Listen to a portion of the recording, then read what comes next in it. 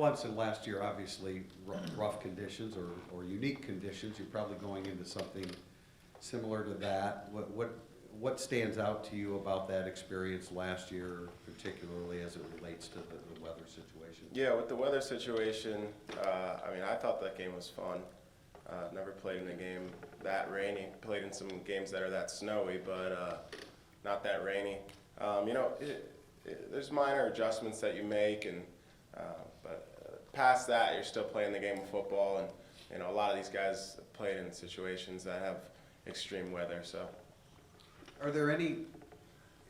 You know, I mean, obviously for receivers and quarterbacks, we know what's at issue there with the weather, but are there any technique issues that apply defensively or specifically to a linebacker? Yeah, I think for a linebacker, just making sure that you're keeping your feet under your body, not making cuts outside of the framework of your body, just so that you can, you know, keep your feet, and on the tackling side of it, just making sure you bring your feet into the tackle, since you won't have, you know, as much force into the ground. Maybe if it's a little slippery, I know they have grass, so just making sure that your footwork's on point throughout the whole game. Last week, obviously, our focus with you guys was the defensive side of the ball because Yeah. of the changes. I mean, you guys seemed really well organized and looked like you knew exactly what you wanted to do and how you were going to execute it. How do you pull that off exactly with basically 3 days of preparation on the field? Yeah, you know, just putting an emphasis on a couple different things, and you know, the coaches did a great job of pulling together a great game plan last week, and I know Coach Elston, you know, was working very hard last week to make sure everything was on point so that we could, you know, be successful throughout the weekend. And like I said, it's just, you know, the coaching throughout the week and putting that emphasis on a few different things instead of, you know, covering a wide variety of things. Just really focusing in, I think, helped on our strategy last weekend. Looking at NC State a little bit, it looks like they've got a few weapons. Yeah, Offensive. a couple, yeah. Can you comment on some of those guys? Yeah, I mean, their back's a powerful back. You know, he'll get downhill once he's in the space. He's a pretty speedy guy as well. So all around back should be a good matchup for our linebackers. Excited to see what Niles does against him. I'll put my money on Niles. You know, they have a couple receivers that they move around quite a bit. Hopefully the rain will help us out with them. Yeah, Jalen Samuels, number 1. Yeah, they put him all over the place. They put him everywhere, don't they? So, yeah, just being ready for that, and obviously that's a part of our game plan. So, thank you.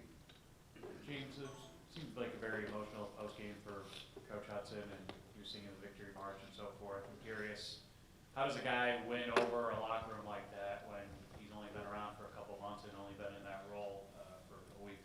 yeah, I mean, I think it's tough, you know, to gain trust within a locker room, especially after being through some hard times like that. But, you know, through Coach Hudson, really all I see is him caring about this program. And, you know, his past has been all about Notre Dame.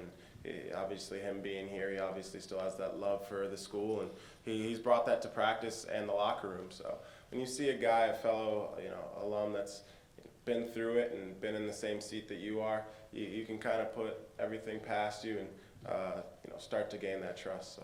I know it's the second week now, but with Coach Kelly taking a larger hand on your side of the ball, what do you notice, I guess, rep to rep, day to day, whether it's hearing his voice a little bit louder or something of that nature? How have things changed for you guys with him taking a heavier hand there?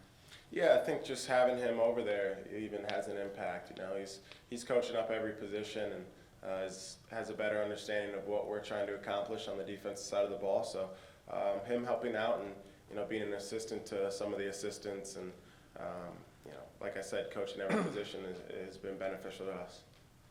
How cognizant are you guys, in particular linebackers, of him being a former college linebacker himself? Not very, I don't know. Well, he's always known as an offensive guy. Or yeah, exactly. Yeah, I mean, he obviously knows his defensive stuff too, and being a head coach, you try to have a good idea of what's going on all over the place. But like I said, he's been on the linebackers and every other position, so it's not just the linebacker he's been focusing on. He's been helping out with every group. What do you think is the biggest thing that has changed as far as concept? I mean, is there anything different you're doing as far as this past 2 weeks? conceptually, yeah, I mean, there's a couple changes that we've made. I think just getting athletes out in space and having them make some plays and giving them the ability to make plays, as well as getting some fresh legs out there and some guys that, have something to prove and, spreading that out a little bit. As a leader, what has it been like for you? Because last week there were a lot of players that hadn't got a lot of time. So I'm sure that you had to, build up some confidence or convince players that, they're ready to take on the challenge. What do you have to do to get those guys ready? Yeah, it's been the same message for me since day one of the season, just for these young guys to do their job and try to execute their job at the best of their ability. So continuing to harp on that and making sure to prep these guys and have them find confidence within their preparation is important for me. And do you find a different mindset this week just because you did have some success last week, especially in the second half, that maybe you do have a little more confidence going into this week? Yeah, I mean, I think a lot of the guys will find more confidence going into this game, and as they get more PT in actual games, they'll continue to find confidence. So, and as more guys around them find confidence, they'll find themselves more confident as well. Hey James, with so many young, inexperienced players, on this defense, especially in the secondary, what do you as a leader kind of tell them about being ready on a week-to-week basis for game days? Yeah, like I just said, I think it really for me comes down to the preparation and making sure these guys, don't feel overconfident going into the next game just because they survived the first game and we got to win. Making sure that these guys know that each day of preparation is important for success on Saturday.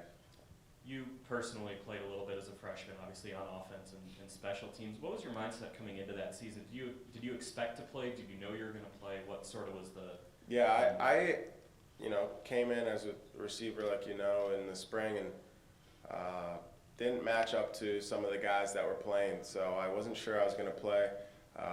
Danny Smith and Luke Massa and some guys that had roles on special teams kind of pushed me to excel in those areas, and I figured even if I'm playing special teams, if it's a way to get on the field, I'll do whatever it takes. So really pushed the special team side of it and ended up playing some offense as well, which was fun. I guess coming into freshman year, as a recruit you probably expect to play, but is there a difference between expecting to play and then kind of knowing you're going to play? Maybe you being an early enrollee, but over the summer, is there a difference maybe there? I think it's tough to really know if you're gonna play or not until camp, and you get into situations where you are competing against very good players. So until you're matched up against our best running backs and our best receivers, you don't really have an idea. A lot of these guys are great athletes and can do summer training and look good through summer training, but putting it all together in fall camp is, I think, when you really start to know. Thanks.